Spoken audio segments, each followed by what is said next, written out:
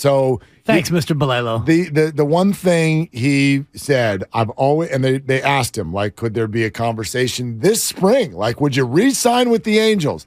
And he won't take anything off the table. Quote, I've always been open to it, but there's several layers to this one. And Shohei's earned the right to play through the year, explore free agency, and we'll see where that shakes out. Yeah. That to me is the quote. That's the only one you need to know. All the other quotes, oh, yeah, we're open to the Angels, and it could happen any day. We're going day by day, hour by hour.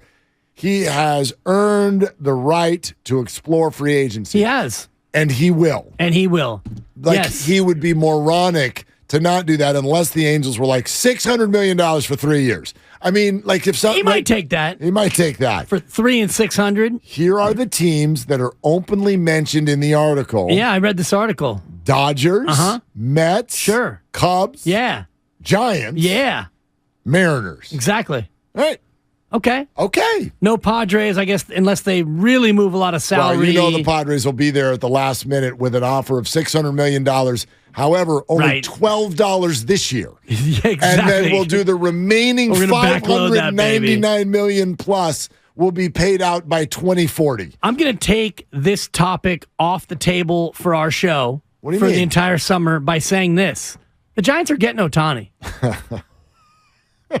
Your reverse I psychology. just defanged you, no, Mark. you're reverse, you are defanged. No, the Giants are getting Ohtani. You're reverse psychology. I'm going to watch every at-bat from Ohtani, and he's coming to San Francisco. I find your fake faith disturbing. You should. This is not is not actually your opinion. I wonder what number he wears as a Giant, and you know, and you know what? I'm going to get Will Clark on the show and see if Will Clark might give up 22 for him.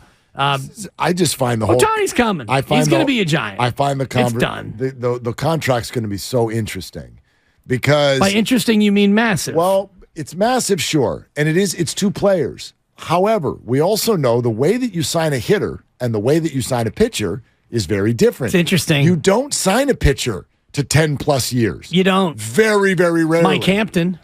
Well, I feel like that was 7, wasn't it? But 7 back then is what 10 is now. Well, because nobody got 10 back then. And it was Colorado. Other than Alex Rodriguez. Exactly. Like you don't do that with a pitcher because Tommy John, elbows, UCL, like it's just. He's already had his Tommy John though, so he's good. No, but listen, what does Rodon get? Same age. Oh my gosh, are we going to extend and go 5 years? Are we going to do 5? Are we going to do 6? Oh my gosh, Kevin Gausman wants 5. Let's go get Rodon for 1 instead. That's the way you handle pitching. That's the way they handle pitching. And I actually support that. Like there's been plenty of it's worked. It's absolutely worked. I don't know if it'll work this year, moving on from Rodon for people like Manaea and Stripling, maybe we'll not. We'll see, yeah. We'll see. But that's the way. So do you sign Ohtani as a two-way player for 11 years, knowing that the pitcher is probably actually only going to be 5 of those years, and then you hope that the hitter is the full 10. Like there's got to be some sort of addition for 2 players / subtraction. Yeah, no doubt. Because we're actually signing you as a two-way player, knowing that you probably won't be a two-way player the whole time. No, you'll be a one-way player most likely when you get to 35 or 36. But part of that calculus has to be. And this is where I give the Giants some credit for at least trying to sign Carlos Correa, even though ultimately they didn't sign Carlos Correa.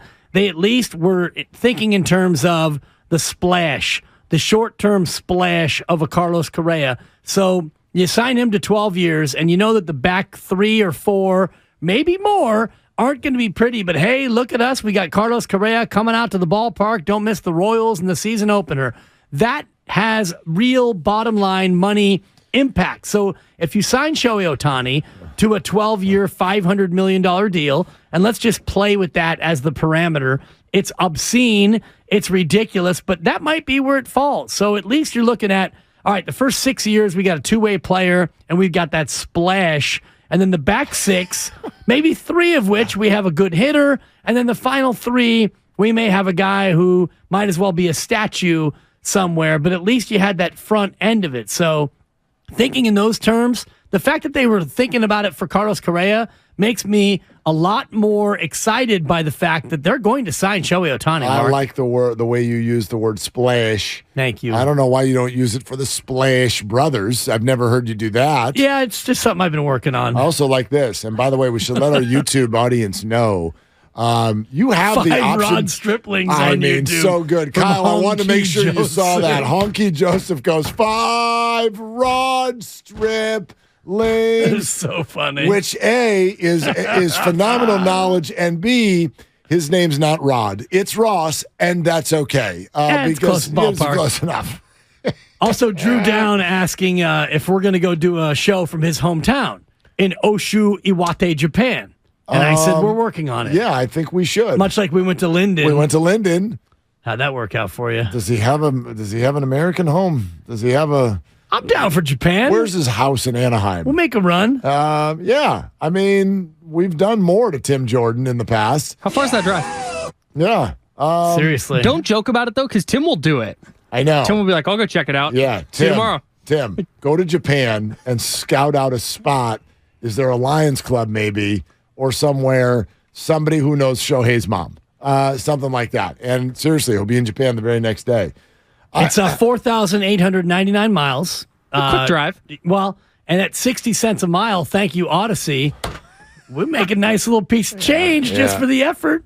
Okay, listen, it's gonna be a big story. I got an expense account even Billy Bean doesn't have. I mean, now Pavlovich brings up a good point that Giants fans, that I know you don't want to. This is the crux of the Giants pitch disagreement. Okay. Between me and you. Okay. Alex goes, look, this whole idea, Farhan won't sign a big player. He goes, okay, 3 times they've offered somebody north of $300 million. And your answer would be Johnny Factoid. Are any of them here? He's 0 for 3 with 3 strikeouts. Sort of. Okay. Let's go one by one. Okay. Bryce Harper. Strike out. Hurrah! Aaron Judge. Hurrah! Strike out. Carlos Correa. A foul out. You fouled it into the catcher's mitt. You got a piece of it. Doubled off the wall, and then the umpire called it foul. Like, super weird experience. I'll give you doubled Not off the wall. Not a strikeout. You got to second base, and you wandered too far. Right, you Snap throw tagged. got him. Okay, it goes down as a hit, but the side is retired. But if the point that someone's trying to make is the Giants won't spend, are the offers in and of themselves evidence against that? Well, in the case of Bryce Harper, yes. Okay. They came in low on Harper, and well, they didn't come in low. They came in low total, not low AAV. Right. Yeah. Low total. Yeah. But if you're getting a guaranteed deal, I think the AAV when you're a young player doesn't matter as much as the total. Some guys it depends. Right. Yes, Some guys. Am I the highest paid player in the game? Like, is that total number? Is it per year? Arson Judge, you went into the batter's box without a bat. You thought you had a bat. You didn't have a bat. You had a rolled up newspaper, and you were facing the Yankees throwing 98 with movement. Yep. So that was one of those times where you had no business being even in the box because you had no shot. Well, so I don't necessarily completely hold that against you, other than you should have been able to sniff that out a little bit better and not told your fan base and made this whole dog and pony show that we're all in on. Suggesting that they don't try? I'm suggesting if you don't have a shot, then don't try. But, I mean, how do you know if you have a shot until you try?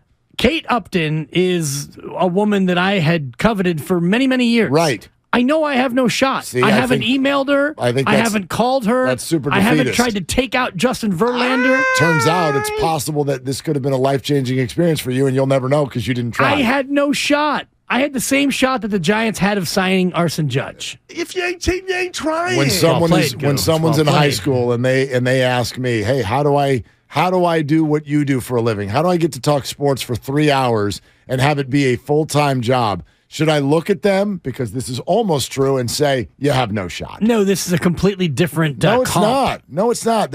We do impossible things in life all the time. This is not impossible. A couple of slappies who happen to work hard and get jobs. Oh, my gosh. Like, how many of us are there in the Bay Area? Millions. 8? Oh, of those of us doing this? People doing Monday through Friday full-level shows during prime time on sports radio. Well, if you count the little brother station, maybe more than that. Yeah. Hey? Scoreboard. Okay, 10, 12? Maybe 20. That's it. Less than. Well, Anyway.